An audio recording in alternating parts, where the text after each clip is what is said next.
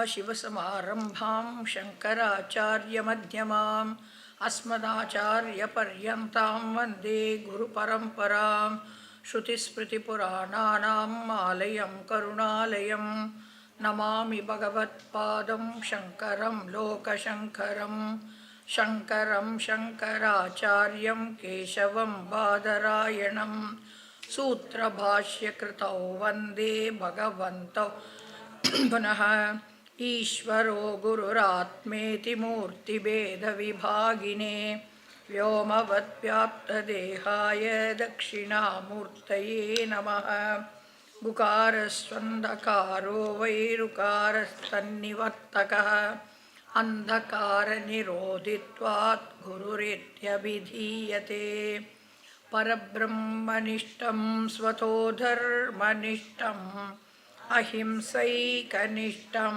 स्वशिष्यैः सुजुष्टं यतीनां वरिष्ठं गुरूणां गरिष्ठं दयानन्दरूपं मदाचार्यमीडे दयानन्दरूपं मदाचार्यमीडे ॐ सहना भवतु सहनौ भुनक्तु सह वीर्यं करवावहै तेजस्विनावधीतमस्तु मा विद्विषावहै ॐ शान्ति शान्ति शान्तिः.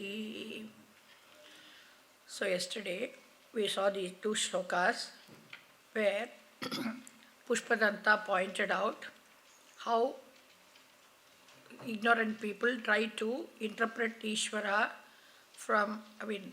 from their own standpoint, and they expect that how a local creator will be same thing, that Ishvara also will have all those problems. And an Ishvara that cannot be arrived at by mere logic, they try to use fallacious logic. And in that bargain, they also become very vociferous, very talkative. And then he pointed out that while you cannot establish that this Jagat is a karyam by itself, because you are not seen a universe being created, but at the same time you can from a different angle you can understand it should be a creation, because anything that has got parts and which are intelligently put together, it must be a creation. So it has been manufactured at a particular time, and that is the janma for that. And such a thing is not possible without an adhisthata, without a creator, without a powerful knowing entity behind that. And so anishaha, kaha anishaha bhuvana janane parikaraha kuryat. So anybody who does not have that ishitvam, who does not have the knowledge and the power and the keeping things under control, such a person, anybody other than such a person, how can they even ever create such a creation which is mind-boggling? And mandaha tvayi samshayarate, like this, trying to fit you into the category of human beings, though they have doubts about your existence. So in this way, actually, presenting his own understanding without actually challenging the others, he presented this as a praise to Shiva. Now he is going to take up some schools of thought which sort of basically believe in the authority of the Veda, so directly or indirectly, and he is going to show that whatever mata, whatever the opinions they have got, whatever schools of thought they are, ultimately you are the only truth that is to be known. So we'll read the 7th shloka. Trayi Sankyam Yogaha Pashupati Matam Vaishnavamiti prabhinne prasthane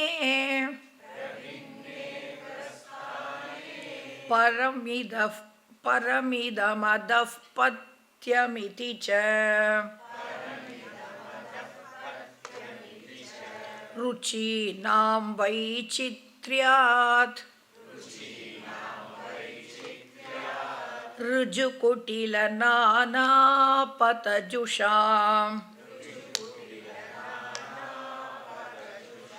नृणामेको गम्यः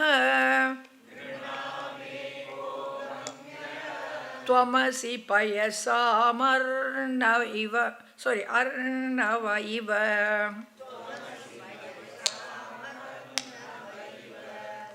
Okay.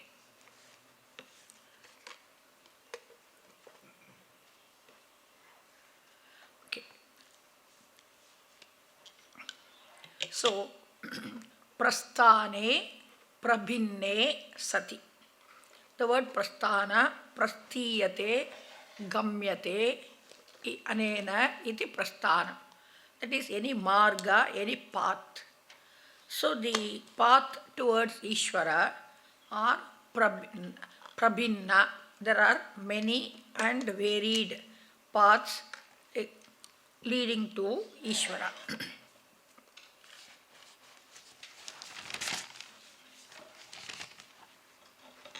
And so one is Trayi. So as yesterday we saw, Trayanam Vedanam Samaharaha Trayi. So this Veda, so the consisting of the three types of mantras, the three types of Vedas, and again sometimes from a different angle Atharvana Veda is not included because Atharvana Veda talks more of attaining certain things only in this janma for attaining various things. It doesn't really talk much about Brahman, etc. It does talk, but not much. So Veda, yesterday we were seeing certain things. I will again wind up all those things. So we say Veda is a means of knowledge. Pramanam means a means of knowledge. And Veda is called Apaurusheya Pramanam because it is not under the control of any human being, and it is not born out of any human being. It is we say it is a revelation. It is revealed by Ishvara himself, and in that very Veda it is said. So like it has come like as effortlessly as breath comes out of us. All the Vedas have come out of Ishvara, it is said. So, and this Veda is divided into two parts. One is called Karma Kanda and the other is called Jnana Kanda. So, the first portion reveals what is karma and what is dharma. In the second half, it reveals what is Brahman, and that Brahman that is by itself and along with its Maya Shakti, that is revealed in the second half, that is called the Jnana Kandam. And it also reveals the Swarupa, the true nature of the individual. So I am not going to use the word soul here because there is always the word soul causes confusion. So we just use the word Atma, the true meaning of the word I. So it points out that Atma is one without a second, and it is always free from the three bodies. And the three bodies themselves are, first let us know what is the three bodies. So it is this physical body that is seen, that is available for perception, called the Stula Shariram. So physical body. Then secondly, all our organs that perceive, all that they act for action, the mind, etc., we know that they are functioning, but they are not available for perception by the sense organs. So all of them are called Sukshma Sharira, or they belong to the subtle body. And the sum total of our the impressions that are in the mind, our own Papa Punya, all of them constitute what is called the Karana Sharira. Okay. So these three sharirams are there, these three bodies are there. It's called causal body in English. So the Atma is something different from these three bodies. Again, Sukshma Shariram consists of many parts. So we have got the faculties of perception and action. Then we have got what is called prana, the physiological system, the five pranas that are there. Then the mind is there, the intellect is there. So the Sukshma Shariram, the subtle body itself, is divided into three aspects. So from that angle, you say five koshas. Five koshas, kosha means something that is covering, as though it is covering. And the Puja Swamiji always used to say that it is called as a covering because at that level we make a mistake. Like, like the sheath of a sword, it has the same shape as the sword. So that itself can be mistaken for a sword, but it is not the sword. So like that, one can make a mistake. So the Atma is something different from these three bodies and the five koshas. Okay. And not only that, the Veda points out that this Atma, which is different from all the bodies, mind, senses, etc., is one without a second and same as Brahman. So this knowledge of the oneness of the Atma with Brahman, that is pointed out in the Jnana Kandam, and it is pointed out that this knowledge alone gives one liberation, freedom. So that is Trayi, the three Vedas. Then you have got Sankhya. Sankhya again is a school of thought which is founded by Kapila Muni. Okay, it is not the same, even though in certain places in the Kapilopadesha, in the Bhagavatam, sometimes the Sankhya Tattvas are mentioned. It is not the same as the Kapila Muni that is in the Bhagavatam for those who are interested. Okay. And this Sankhya Matha, which was founded by Kapila, even though it is supposed to belong to the what is called the orthodox school, or those schools which believe in the authority of the validity of the Veda, but still in certain ways it differs. So many of the other schools other than Vedanta, they and Purvamimamsaka, most of them, what happens is they first arrive at certain conclusions by logic, and then wherever possible they try to take the support from the Veda. So Sankhya is one school, and this Sankhya Mata, it enumerates the various tattvas. Okay. So it talks about 24 plus 1 tattva. So it talks about, so there is one Purusha, which is the equivalent of Atma, and they talk about a primary material cause called Prakriti or Pradhan. And from that Prakriti or Pradhanam, it evolves into the total intellect, and then the total ego, and from that the five elements come, and then from that again all the entire prapancha comes, the five sense organs of perception, five sense organs of action, and then the five vishayas, five objects that are perceived by the jnanendriyas, and so this 15 plus mind, individual mind. So they talk about, so one pradhanam, from that one samashti is a samashti buddhi, that is the total intellect, then the samashti ego, so the total ego, then the 3 plus 5 subtle elements, and from which again the mind, 5 jnanendriyas, 5 karmendriyas, 5 vishayas, 16. So together there is 24. And then they say Purusha is the 25th. So who is different from all these things. So according to them, mix up, not separately seeing the Purusha different from the Prakriti, but because both of them are mixed up and perceived, that causes bondage. And then when seeing that the Purusha is different from the Prakriti, that leads to moksha. Because any school of thought should how, explain how this world has come about, who is the individual, who is the creator behind this world, and what causes bondage, what causes liberation. All these things, if you to call it a school of thought, they should deal with all these things. Okay. So this is what the Sankhya Mata says. Okay. So then you have got yoga system.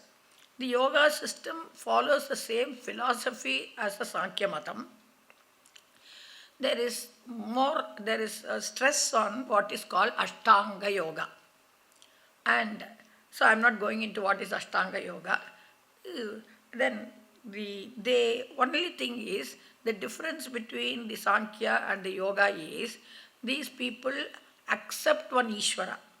But the Ishvara that they accept, it is not the same as what is pointed out in the Veda. They say that people have got varying degrees of knowledge and varying degrees of skills. So, if that is so, then there must be one Ishvara behind who has who makes the Prakriti create all these things. So this Ishvara, they don't talk about an Ishvara who is in and through creation. They talk about an Ishvara who is separate. It's called Tatastha Ishvara. So only as an intelligent cause. And then you pray to him for liberation and you get liberation.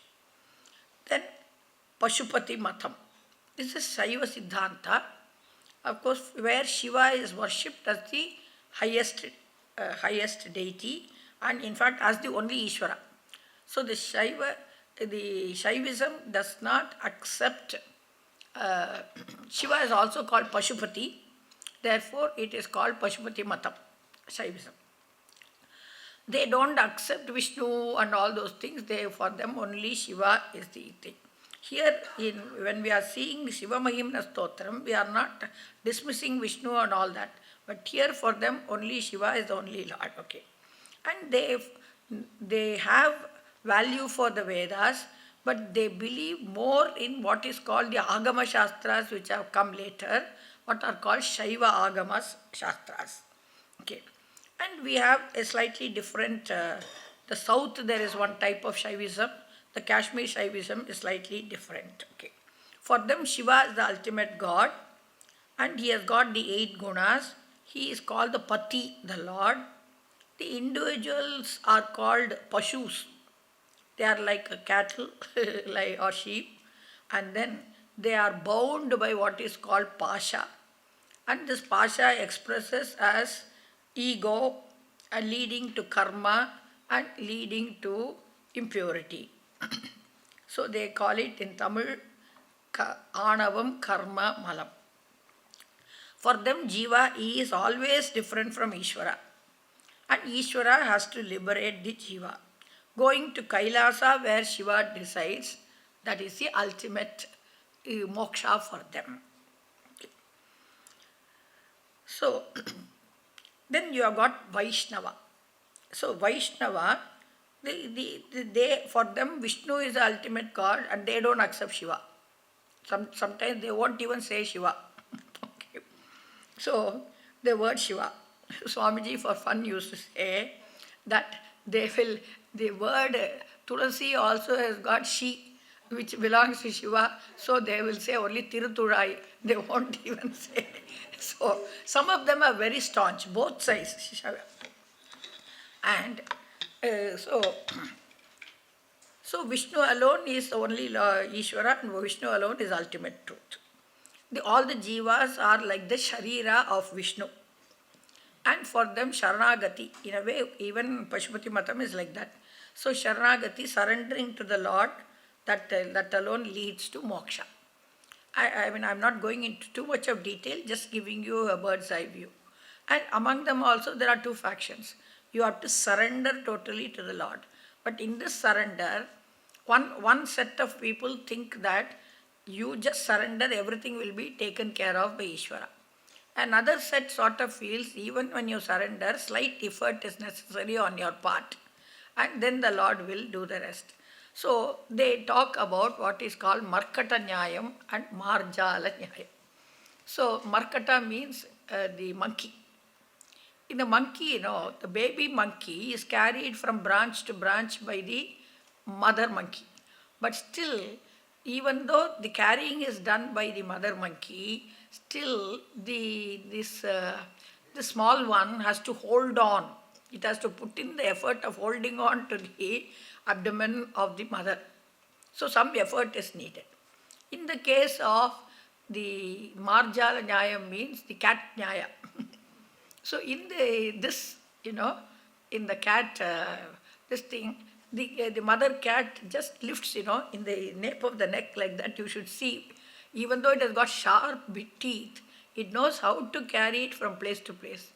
When it really gives, many of you might have had pets as dog, cats. You may know more about the cats than I do.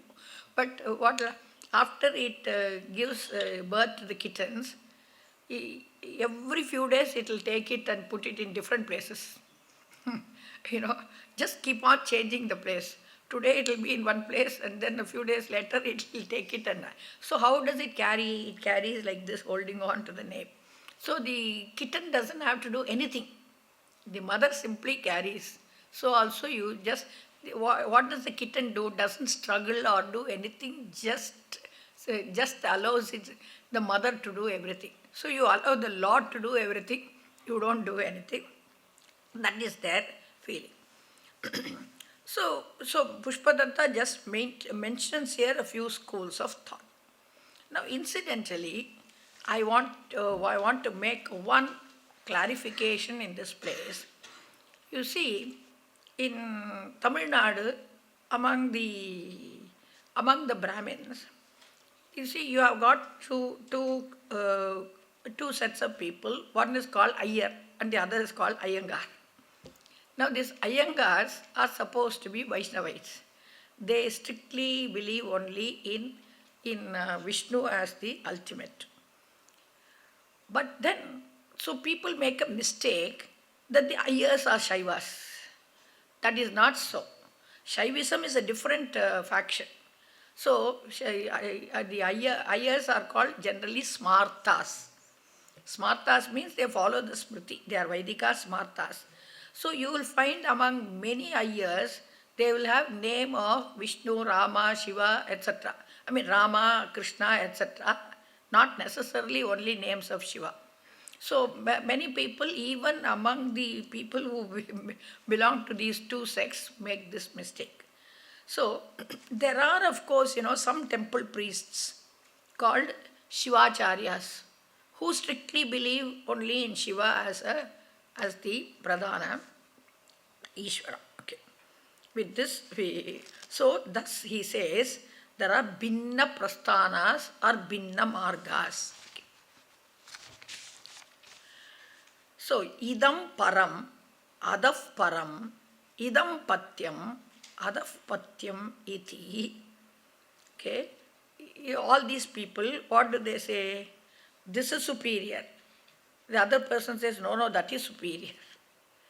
And the person says, this alone is the patyam word is pati sadhu patyam. Something that is very helpful to you, beneficial to you on your path is called patyam. The word, generally the patyam word is used more with reference to Ayurveda. So Ayurveda, they say, they give you medicines and then also they tell you some diet restriction and other things. That is generally called as patyam. But patyam actually means, so in your path of getting treated for this disease, these are all helpful things.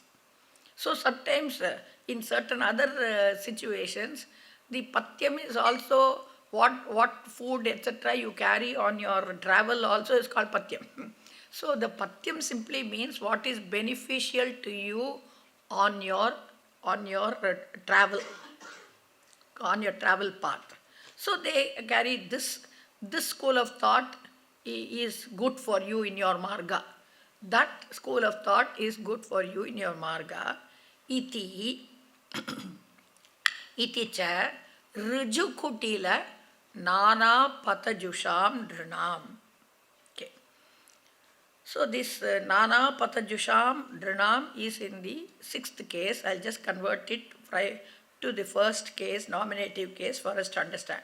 So these drinam, these people, they are nana patajusham. They take to various paths, some of which are riju, straightforward, some of which are kutila, they are crooked. Okay. Now, why do they choose various margas? Ruchinam vaichitriyat. Because each person's taste, mindset differs from person to person. So, based on their previous karma, impressions left, vasanas, impressions left in their mind from previous actions that they have done, the guna combination, sattva, rajas, tamas, guna combination with which they are born, like people with more sattva guna, they love to worship sattvika devatas. And their method of worship also will be sattvika. I don't want to get too much into detail of this here. So Rajasa people take to Rajasa devatas and Rajasa way of worship. And Tamasa people like Tamasa devatas and Tamasa way of worship. Okay. Now according to the families that they are born in, the countries that they are born in, the surroundings in which they are born in, they have a liking for this school of thought or that school of thought or this devata or that devata. But no matter what marga they follow, for all of them, ultimately, tvam eko gamyaha asi. You are the only one who is to be finally gained, reached by all the people. Because, understand here, he is Pushpadanta, Ishta Devata is Shiva. Okay. He is not trying to say only Shiva and going to Kailasa is the only thing, that you should not go to Vishnu or Vaikuntha, that is not the thing. He looks upon the ultimate truth as Shiva, in the sense that that is his Ishtam, with which he can relate better. But he is not dismissing all the other things. So you are the only ultimate truth to be gained, no matter what path they follow. And he gives an example here. What is this example? Payasam arnavaha iva. So, pious can have two meanings. Pious can have the meaning of milk. Pious can have a meaning of water. See, when you say payodadi means, or payosamudram, that it means the Parkadal, the Milky Ocean. And then payasam word also comes from, primarily there's supposed to be milk in it and therefore it's called payasam. Then of course you can make payasam without milk also. But then generally it is called payasam because it is supposed to, you are supposed to add milk and then. But here it does not have in this context in which Pushpadanta is using, the word pious has got only the meaning of water. Okay. So, all the waters, no matter where they are, ultimately they go and reach the ocean. That is his example that he is giving. So, ocean is the ultimate goal, wherever the streams originate. So, streams of water originate in certain places. Then some of them may take almost a straight path and go to the ocean. Some followed a different path for a while, then go and join the meander about, then go and join a main stream, and then go to the ocean. So the main river is the Riju, straight course to the ocean. The other tributaries and distributaries, they take kutila, devious routes, but ultimately also come to the ocean. So, from the example and what is exemplified here, we should not take that Shiva alone is the ultimate Lord here. And therefore, Pushpadanta is not saying worship only Shiva, don't worship other people. That is not the message.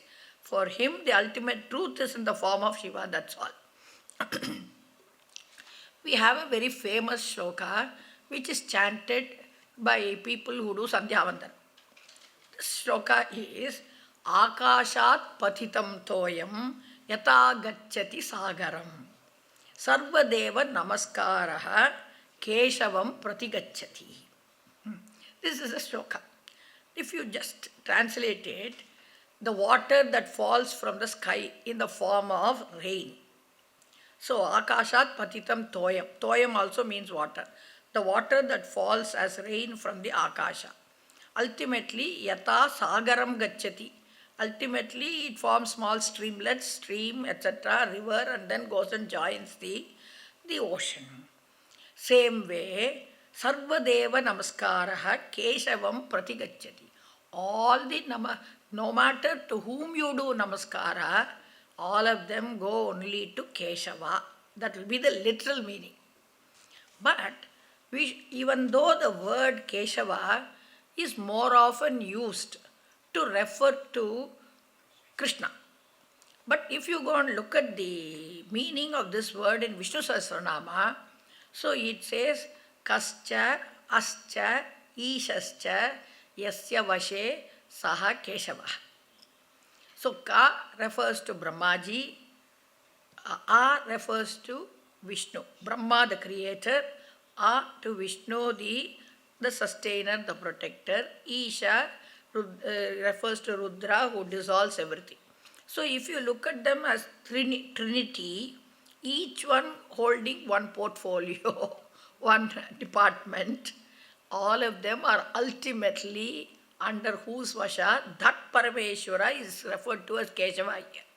It doesn't refer to just Krishna. It refers to that ultimate Lord under whom everything happens. Same way, so any namaskara you offer to Surya, you do Surya namaskaram, you offer namaskara to Chandra, you offer namaskara to Indra, to Agni, to Devi, to Muruga, to Ganapati. So whosoever you offer, it goes only to Keshava, means the ultimate Parameshwara. So though some words are used, even though the meaning wise it is applicable to all the gods, but traditionally some words have been used in a particular sense. Like the word Isha generally refers to Shiva, but doesn't mean that Vishnu doesn't have the lordship. Not that Vishnu doesn't know how to rule. So you have got one word that is always used in Tamil Nadu, Perumal. Perumal. So only for Vishnu. It doesn't mean that then Shiva is not Perumal. So we have to understand the context. I like to look at the Lord in this way. It doesn't mean other things are not the Lord. So that is the way you should look at it. There is supposed to be a famous scholar and bhakta called, I think if I remember the name correctly, Sridhara Ayyawal. And he used to live somewhere near Tirudai Mardur and daily go and pray to Lord Mahalingeshwar. But he was such a great Shiva Bhakta. I think this is one. There are two people who are there, but if I remember the story right, anyway, the message is correct. So he says, I look upon the Lord as Shiva and like to relate with him as Shiva. But tomorrow if Shiva decides that he will appear in front of me only as Vishnu, I won't say no. I would also accept that. So that's what we have to understand here. So here, Tvam Eko Gamyaha Asi means you are the ultimate truth to which everyone has to come.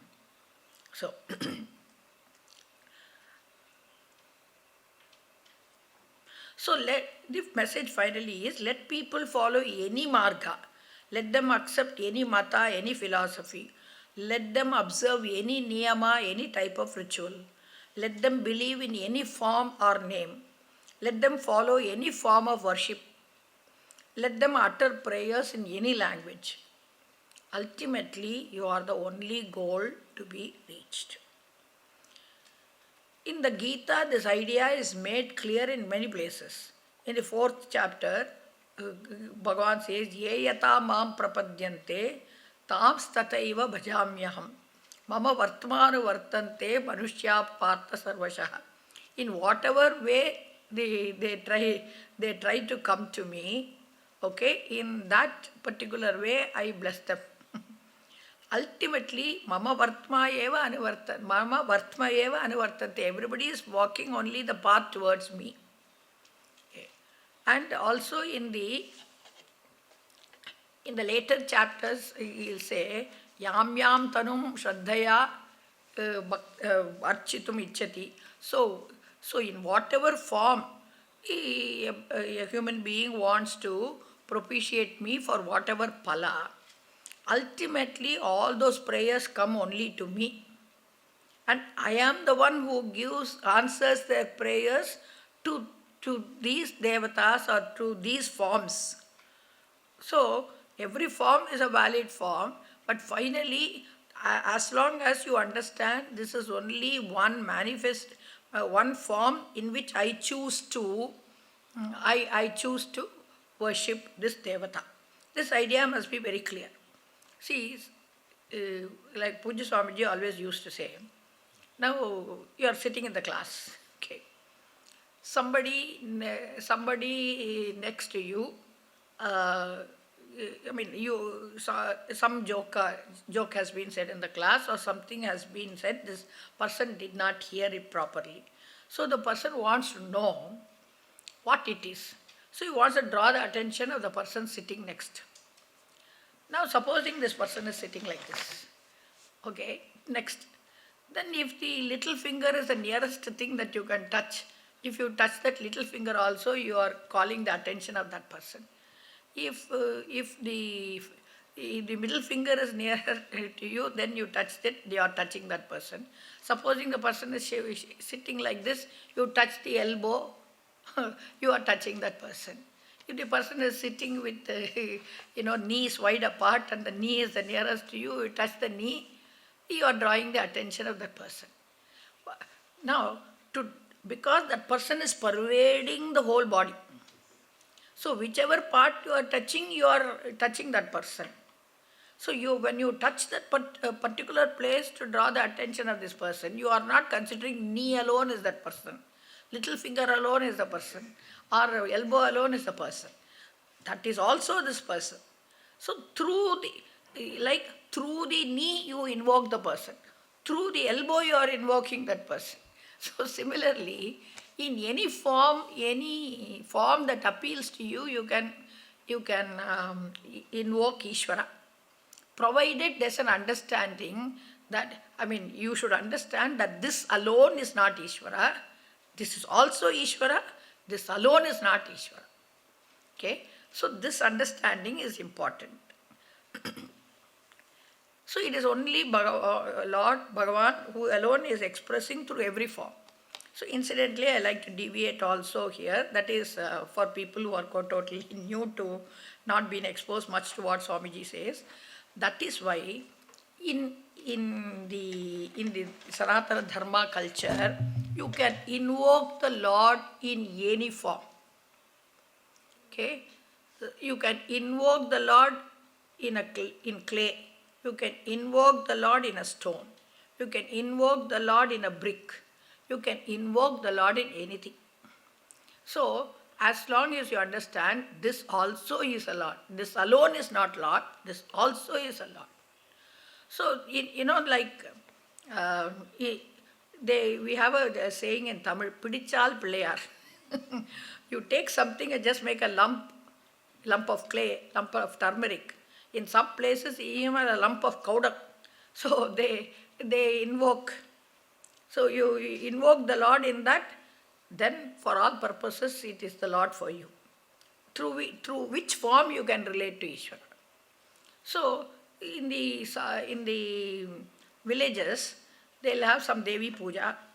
Then all of them will take a new brick. So wash it with water, then apply haldi kumkum, so the turmeric and then the kumkum.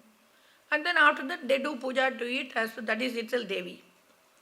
So we should understand that you can invoke the all-pervading Lord in any form.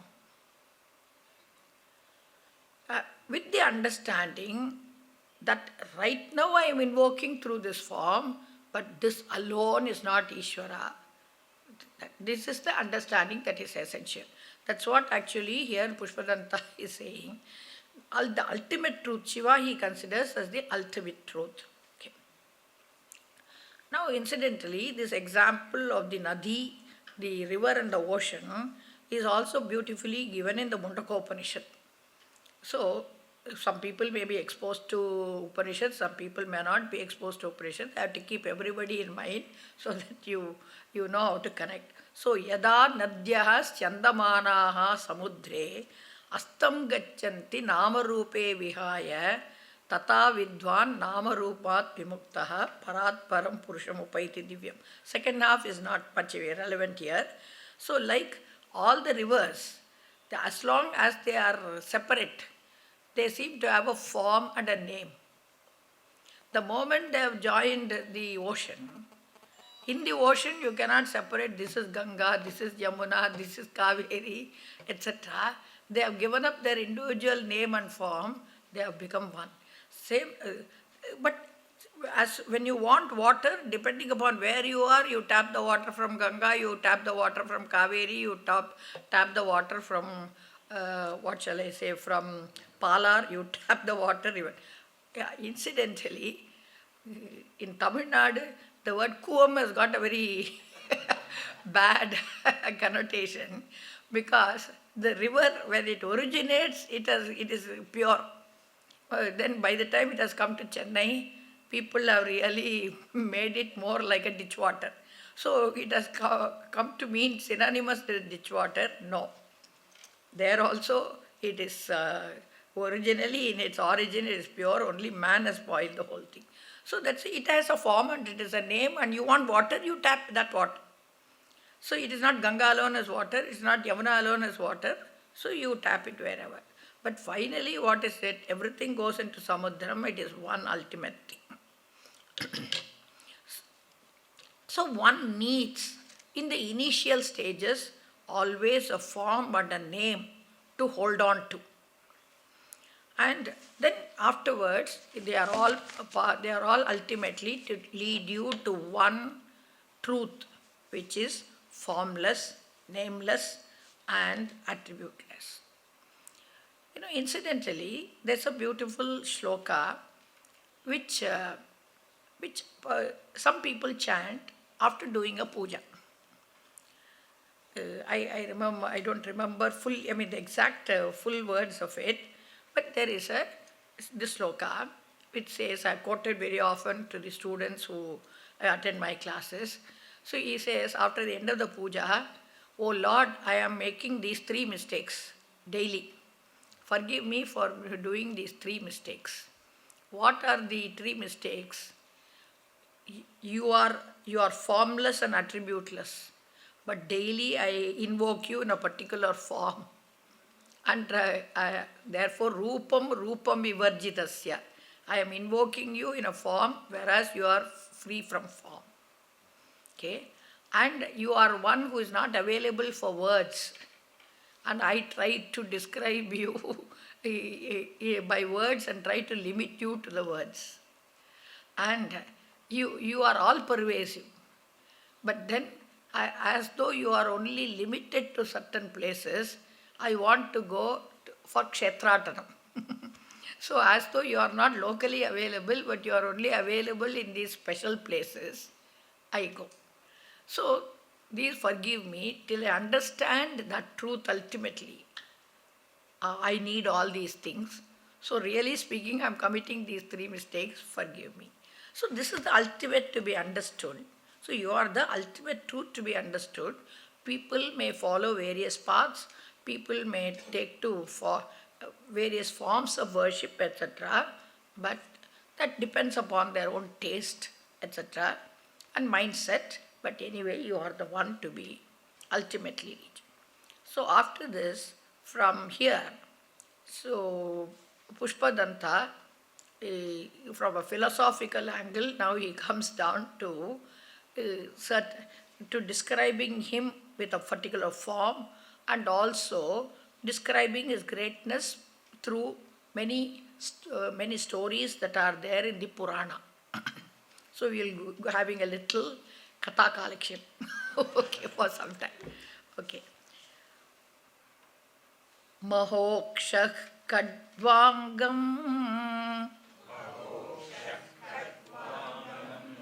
Parashurajinam Basma Paninah Kapalam Chetiyat Tava Varada Tantropakarnam Surastam Tam Riddhim Dadati tu Bhavad Bru Pranihitam Nahi Swatma Ramam Vishaya Mrigatrishna Brahmayati.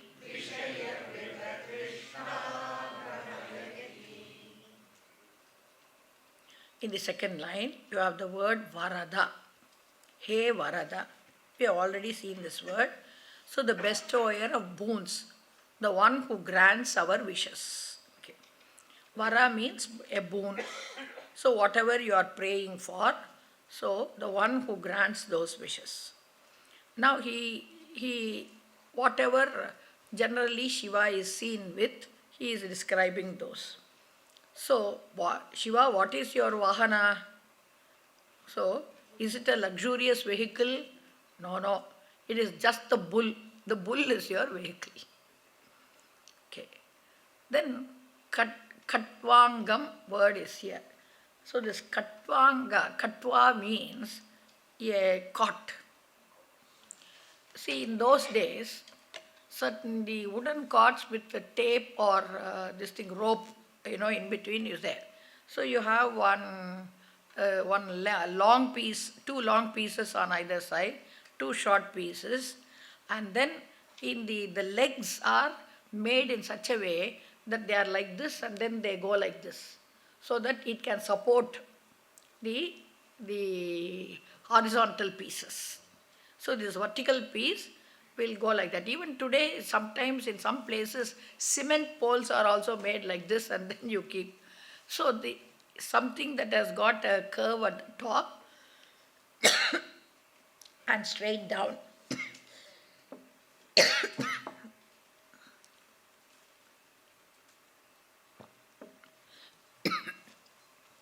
So this is this is a yoga danda Shiva uses. Some pictures of Shiva you would have seen. He is like this. This hand rests on this yoga danda. So it is Katvanga, means it is a part of a bed or a cot. Okay. So otherwise it's called the yoga danda, on which either left hand, right hand, whatever it, when they are sitting in meditation for a while, that hand rests on it. So Shiva, when you see Shiva with a picture of doing meditation, you may see this. Okay. So then there is Parashu. So you have got a Parashu, an axe in your hand for axing away our samsara, our bondage. And Ajinam. You don't have a costly, luxurious, branded item, vastra. Simply tiger skin is your, Ajinam means skin. So you just only skin you are wearing, okay, as your dress. And what are the cosmetics? So what is the perfume that you are wearing, Unicolon, anything, etc.? No, Basma. Yes. And this Basma also, ash. Ash from where? From the crematorium. So he is wearing that alone as his, all over the body, he is wearing that as a cosmetic. And then what are the ornaments that you are wearing? Panina. Pana means hood. Panin means, panin, the word. In the nominative singular, it will be pani, and in plural, paninaha. So the hooded snake. So snakes, in plural it is given. Snakes are your ornaments. So one snake around your neck, one snake around each arm, then sometimes even in the leg, etc. You have got the snakes all over you as your ornaments. Okay. And what type of, do you eat in a golden plate or a silver plate, etc.? What is the bowl that you have got here? Kapala. Kapala means this top part of the skull. So supposing you are able to cut off like this, it will be like a bowl. Okay. So the cranium. Okay, it can. So that is your eating bowl. Okay. In fact, not only eating bowl, it's a begging bowl for him. Okay. So iti iyattava tantropa. So this much alone are your possessions for use, your paraphernalia. It looks like all that you need is only this much, and that's what you are having. Okay. But then all the other devas, they have got big palaces. In fact, that there are palaces in heaven are so big that Gita says, Tetam Swarge Vishalam. Okay. So they have got big houses. So Bhuktva, so it is there, it is said there. So they have got big palaces, chariots, lovely ornaments, costly dresses, so much of prosperity, so much of wealth, etc. All the devas have got all those things. Two is the whereas. Now, Suraha tam riddhim dadati. So, dadati dharayati. So, they dharayanti. That is, all the other devas have got so much of prosperity, they possess and enjoy so much. Whereas you are having only all these cheap things here. So, is it because they are more capable or more worthy than you that they have got all these things and you are not having anything at all? No. Then how did they get all this prosperity? Tava bru pranihitam riddhim. So all the prosperity they got, how? Just, with a movement of your eyebrow. Just from a glance from you, they wanted it, and then you just looked at them, gave a glance, they got what they wanted. So, bru pranihita, bru means bro, okay. So, and then just, naturally when you move your eyes, your eyebrows also keep moving. So, just they glanced at you and you got everything. All these devas got everything, okay. Then how come if Shiva Kataksha itself can give, that is just a side glance of Shiva can give that much of prosperity to everybody. Then why Shiva is not having? Shiva must have much more. Why doesn't he have? So he gives the reason. Vishaya Mrigatrishna Swatma Ramam Nahi Brahmayati. Beautiful sentence. So he says, Mrigatrishna means mirage water. Okay? So it actually means, if you break the word, Mriga means an animal. So the animal has got Trishna, thirst, and then it goes in search of water in a desert-like thing. Then the desert sand with the sun's rays when it falls in a particular angle, then it appears as though there is water.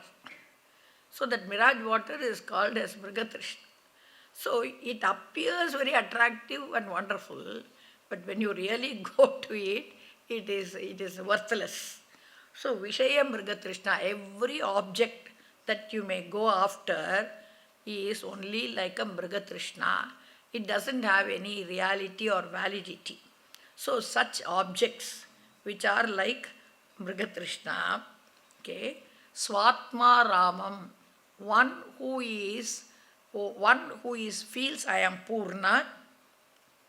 So Atma wise I am Purna.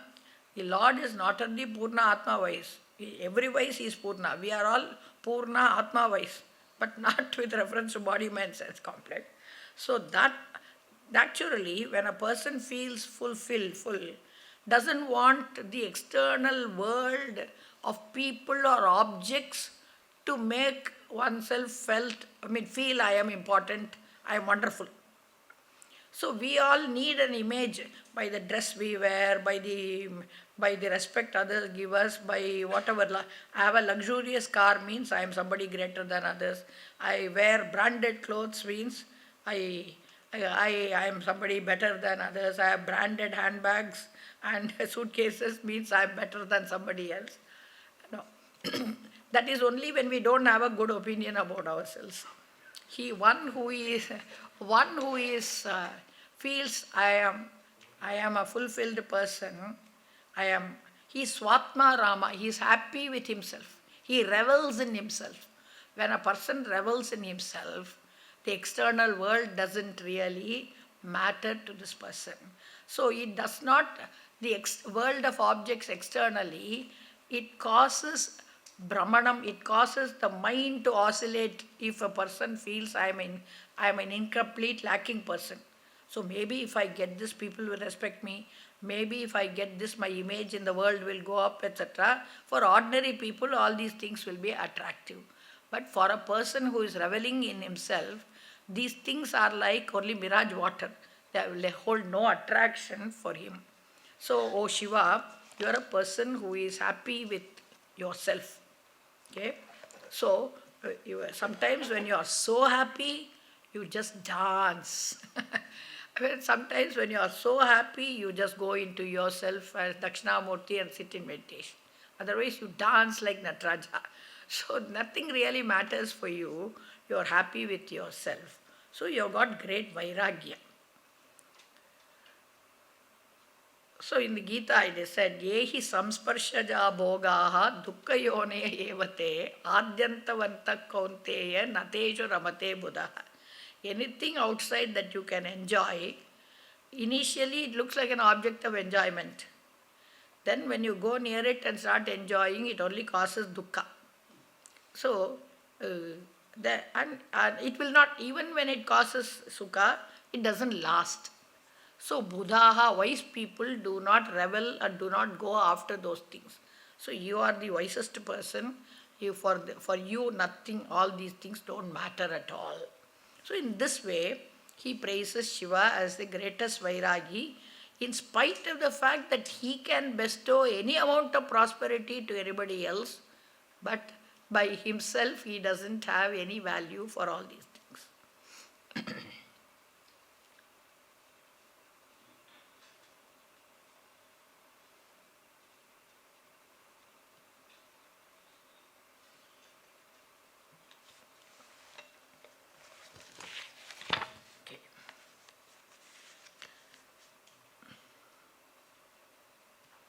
Again, he is going to mention a few schools and then talk about his about his own lack with reference to praising Shiva. Dhruvam kaschet sarvam sakalam aparas Tvad-dhruvamidham Parastvad-dhruvamidham Paro dravya-dravye Jagati gadati vyasta vishaye Samaste petasmin Puramatanairvismita iva Stuvan jihre mitvam Nakalu nanudrishta mukarata.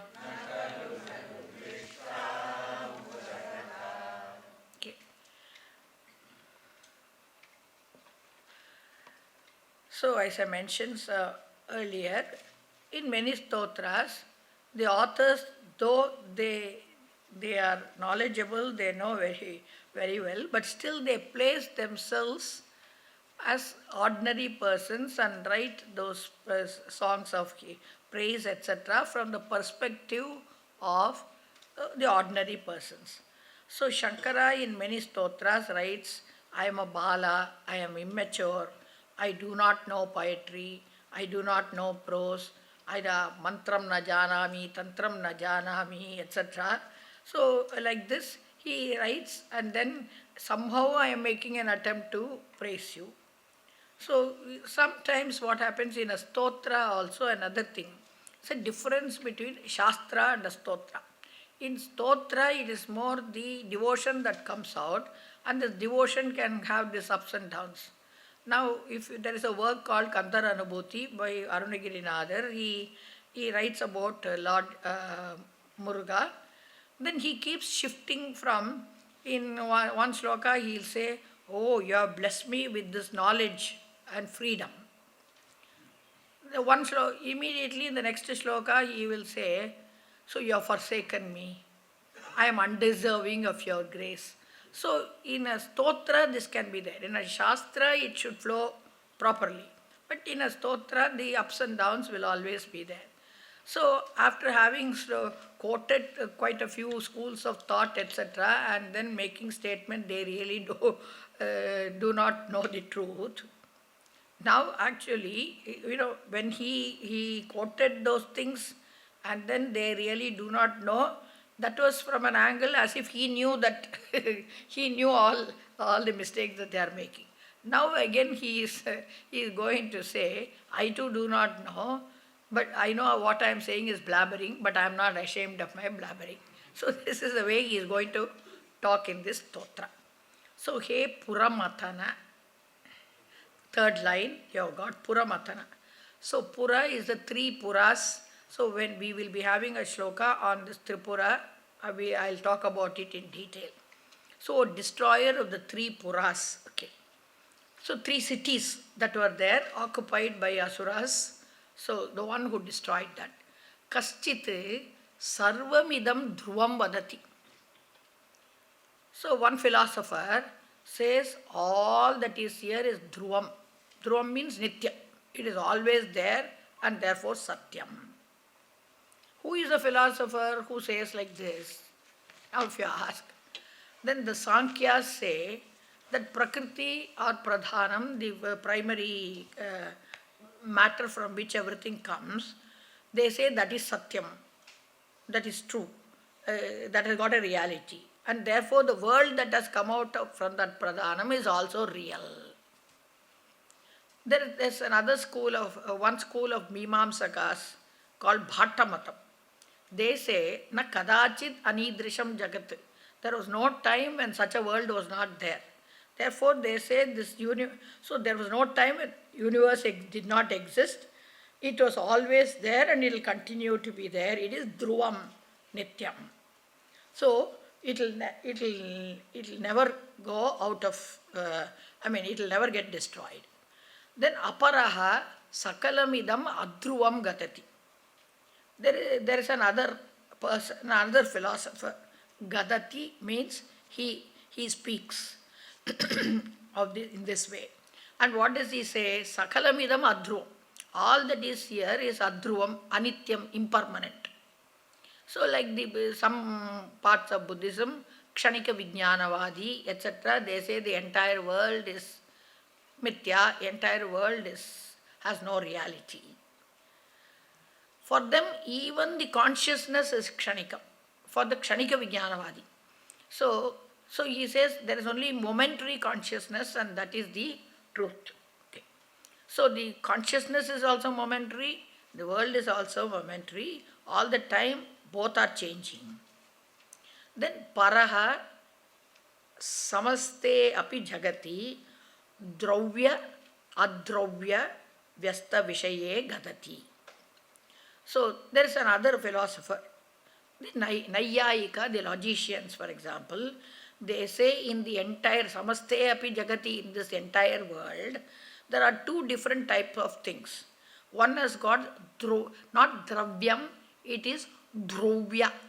Dhruva, from that word dhruva, dhruvasya bhavaha dravya. Okay. So that means it has got dhruvatvam, permanence. So for them, space is permanent, time is permanent, the directions are permanent, Atma is permanent. Okay, that is. Then there are other things which are adrovya, they are impermanent, anitya. What are those things? The four elements. So among the five elements, space is permanent for them, but the other four elements are anitya, that is they come and go. And the entire bhautika prapancha, the entire world which has come from the elemental world which has come from these elements, like any object that you see, they are all adrovya, impermanent. So the world is made up of permanent things and impermanent things. So thus, when various philosophers are saying various things, differing from each other, and they are not conclusive also, they differ from each other, but in their own philosophy also they are not conclusive. Taihi vismitaha api. Vismitaha iva, we have to add one minute. So, though I am as if bewildered, confused by what they say, okay, still, tvam stuvan na jihremi. When people are not able to say the final word and they keep on differing from each other, and I am all what they are saying, I don't know whether to agree with these people or agree with them or agree with the third concept. One, two, should I accept everything is permanent? Should I accept everything is impermanent? Or should I accept both are these things, etc.? When in such a way I am baffled, still, tvam stuvanna jihremi, I do not feel ashamed to praise you. Okay? Even though I may not know what is the truth, still I am going ahead and praising you. I am not feeling ashamed to praise you. So he himself is questioning himself. Nanu mukarata drishta kalu. So is this not this talkativeness, this attempt of mine to talk in words about your glory, is it not an audacity?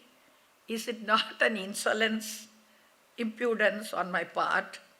So, I am happily describing you when I myself am not sure of what is the ultimate truth. So, I think this is a foolhardiness, insolence on my part. So, back again, he is justifying himself. So, when you do not know what is the truth, why do you try to, with your ignorance, why do you try to write this stotra, this praise? So he sort of answers the very fact that everybody is confused. I don't feel ashamed. I am also confused. So with my confusion I will write. Okay. So anybody who is confused, baffled, whatever they say will be some blabbering. Okay. But when they don't know that they are confused, they don't understand what they are saying is some blabbering. So without feeling shame, they blabber, without being ashamed of what others will think. So also I am also blabbering something without feeling any shyness. All that I want to do is to praise you. That's all. And back again it means that to my knowledge, whatever I think I know, from that angle I am praising you. You must connect it to, I am not ashamed to praise you, because what little praise I can give of you, that lonely, that is of no, it doesn't serve any purpose for you. Punami iti, he said in the third verse or something. It'll cleanse my vagindriya and my mind. Therefore I am saying this. So from the next verse we'll have some stories. Om Purnamadav Purnamidam Purnat Purnamudachyate Purnasya Purnamadaya Purnameva Vashishyate. Om Shanti Shanti Shanti. Harihi Om Shri Gurubhyo Namaha. Harihi Om.